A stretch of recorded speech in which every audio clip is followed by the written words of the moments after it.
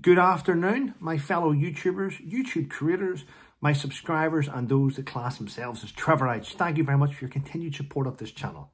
Now, this channel gets lots of views. We're talking 1 million hits a month, and that's down to you sharing my content. It's down to me giving you an honest, up-to-date news, or I'll give you my opinion, my informed opinion, I'll call it. I'm not always everyone's cup of tea, and there's reasons for it. I am a pain in the backside when it comes to veterans charities. I'm a pain in the backside when it comes to highlighting issues. And that's why maybe I've got a decent following. Haven't got the best following, but a decent one. Now, I know that I get attacked daily. I get accused of all these different things daily.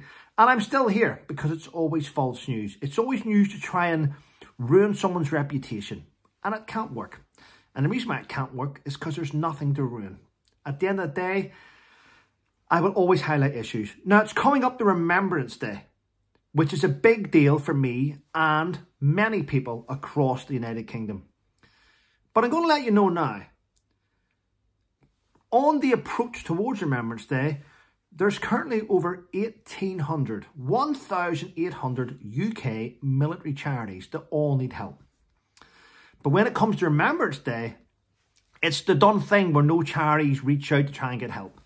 It's thrown at the Royal British Legion. Now, I'm not a fan of the Royal British Legion. I know many of you out there have had help from them, and that's great. And because you've had help and direct input, direct results from them, you will continue to champion their cause.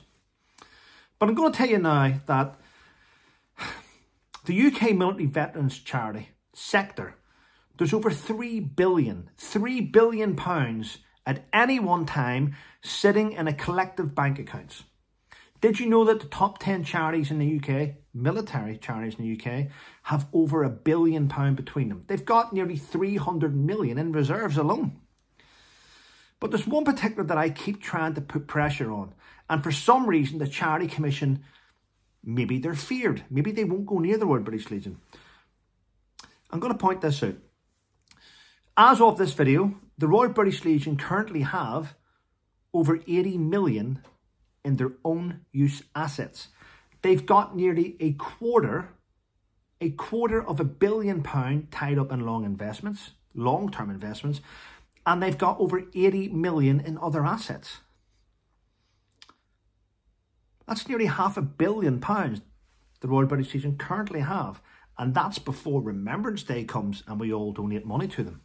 But I also want to point out that they employ, this is a charity, they employ 1,544 people. I may have got, it's over 1,500 people. Out of those 1,500 people, they have 26 members of staff being paid over £60,000 a year. They've over 15 members of staff being paid over £70,000 a year.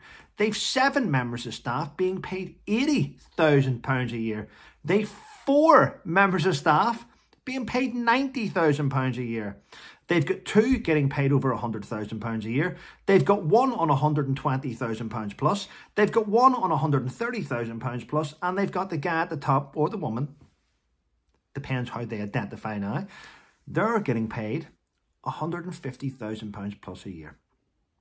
Their wage salary each year is currently just over £34 million a year. Now, that's a charity getting paid £34 million a year in wages before they even look at helping veterans. So all I'm going to say to you now is, if you are going to donate and you really want to help veterans, look at them on the Charity Commission. Look at the wages. If the wages are colossal, then clearly, in my opinion, veterans aren't coming first. I would donate money to other charities, the small charities, the ones that fix your communities, the ones who have loads of volunteers, the ones that don't pay big salaries. Maybe it's about time we started looking into the veterans charity sector rather than continue to turn the blind eye. Thanks for watching, people, and stay safe.